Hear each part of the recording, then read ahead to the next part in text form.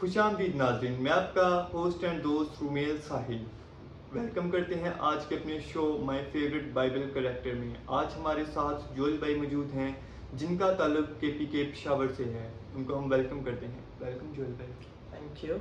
जी तो जोएल भाई, मेरा आपसे पहला क्वेश्चन ये है कि बाइबल मुकद्दस में आपका फेवरेट करेक्टर कौन सा है? वैसे तो बाइबल में सबका अपना अपना रोल है, लेकिन मेरा जो सबसे ज़्यादा फेवरेट करेक्टर बाइबल में से है वो है डेविड, जिन्हें हम बुजुर्ग दाऊद कहते हैं।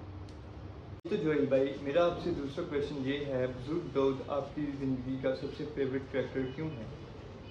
बुजुर्ग दाऊद जब छोटा बच्चा ही था तो उनका ईमान खुदा ताला पर इतना मजबूत था, इतना पुख्ता था कि उन्होंने जाति जूलियत जैसे सिपा सलार को सिर्फ एक पत्थर से ही हरा दिया, जो कि बड़े बड़े सिपा सलार नहीं कर सके। उन्होंने एक पत्थर से कर दिया। उनका खुदा ताला पर ईमान इस कदर मजबूत था।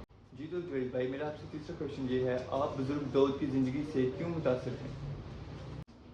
बुजुर्ग दाऊद ने मेरी ज़िंदगी में एक ट्रांसफॉर्मेशन का रोल प्ले किया है, जो कि है ईमान की मजबूती। इंसान होते हुए हमारा ईमान बहुत सी जगह पर डगमगा जाता है, बट हमें दाऊद की ज़िंदगी पर नज़र करना चाहिए कि उनका ईमान खुदा ताला के साथ कितना पुख्ता था।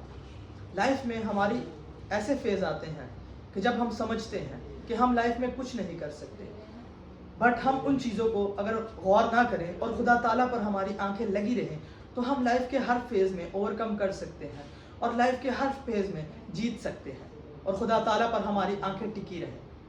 जी तो जोएल भाई, खूब कहा आपने, बहुत अच्छा कहा। जी तो नाज़रीन, आज का शो आपने बहुत इंजॉय किया होगा। उम्मीद है आपने इससे कुछ ना कुछ सीखा होगा। अगर आपकी ज़िंदगी में भी कोई ऐसा किरदार है जिससे आप मुतासर हुए हैं तो आप हमें कमेंट सेक्शन में लाजमी बताएं। शुक्रिया।